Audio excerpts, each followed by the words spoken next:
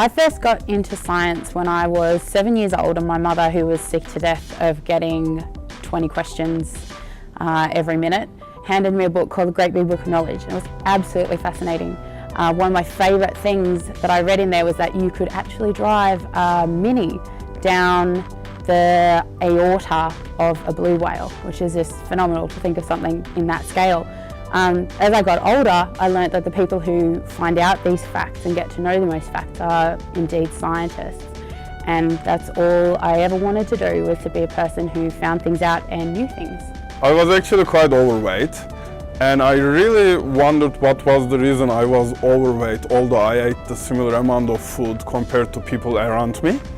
And now, as a medical scientist, I'm working on human energy metabolism, and I'm trying to understand the mechanisms behind the effects of nutrients on human health and the body weight gain. When I was 5 to 6 years old, my mom is a registered nurse at a tuberculosis clinic. She would bring me in for half a day of work, and I would hang around clinicians, laboratory technicians, and learn about natural immunity in the body. So I was intrigued and curious about how the body works, and therefore I made the decision to come into research in biomedical sciences. My research is specifically in the area of amino acids and whether manipulating amino acid uptake could potentially be a new therapy to treat both type 1 and type 2 diabetes.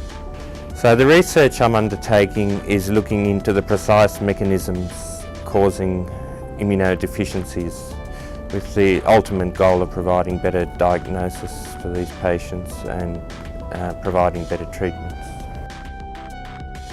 Mice share 97.5% of our genetics, and there's really only a 2.5% difference between the genetics of a human and of a mice, which I think is quite staggering. I think the more we know, the more we do not know, and therefore there's a bigger gap to fill, and that's where collaborative efforts work, and therefore it promotes science, technology, engineering, mathematics and medicine together to bring forward avenues of innovation.